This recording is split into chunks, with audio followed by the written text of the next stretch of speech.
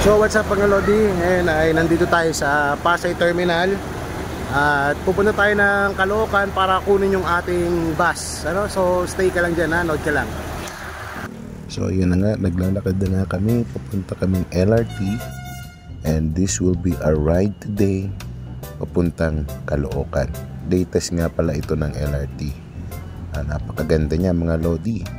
At ang masasabi ko lang, napakalamig ng aircon ng tren na ito. Sarap. Pero bago tayo pumunta ng Caloocan, kailangan natin mag food trip muna.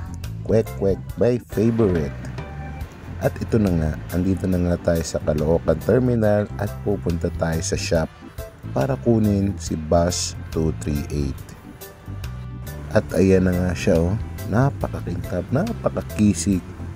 Ito na nga pala yung gagamitin natin pang Baguio mga idol. So napakaswerte natin at tayo ay nakakuha ng regular unit pang Baguio. And as always, bago tayo bumiyahe, we will do the standard check-up, which is the blow baggage. At dito tayo magsisimula sa mga belt, sisiguraduhin natin na walang loose belts. And we will check for the oil, kung nasa tamang level siya. Ayan, nakita nyo, hinugot ko nga yung dipstick and okay, nasa tamang level yung kanyang oil. Check natin yung tubig. Ayun, may umawas, so means na marami siyang tubig. At tinignan ko lang ulit yung belt dyan sa likod. Okay, so fire ito. At ito nga pala ang loob ng bus 238, bagong refurbish ito mga Lodi. So ayan ang loob niya. Ang gusto ko lang talaga sa bus na ito ay meron siyang 51 seats. So pagka tayo bumiyay at tayo napuno, pabor na pabor dahil 51 na katao ang ating maisasakay. Say hello to my conductor. Ayun nga pala siya. At nais ko nga pala magpasalamat kay Chief Garn para sa aking napakagandang upuan at seatbelt. At shoutout na rin sa iyo Chief RB sa aking bagong steering wheel cover. Yan, so alis na tayo. At this is the moment na tayo ay magpo-pushback na. At tayo ay nagpa-assist din sa guard para walang problema. At makikita nyo dyan ay dahan-dahan ko lang naman siyang ina-atras dahil tayo ay nangangapa pa. Pogi talaga Tagal ko na rin gustong humahok nitong Yutong Highdecker at least ngayon napagbigyan tayo ng pagkakataon na makahawak nito. Bago din pala mga side mirror nan.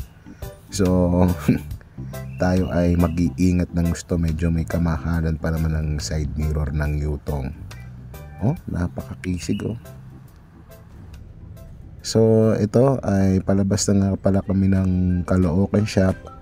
At pupunta kami sa BQI para magpatatak, para makalabas tayo ng shop. Kumbaga cleared itong bus na to para dalhin na sa Pasay. Total inaantay na rin naman ito sa Pasay dahil kulang nga kami sa Pambagyo.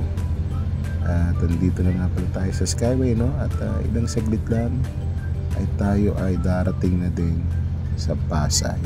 So yan, nandito na tayo sa Caloocan. Dala natin yung bus 238 at ito yung mga papa-job card ko pa sa kanya.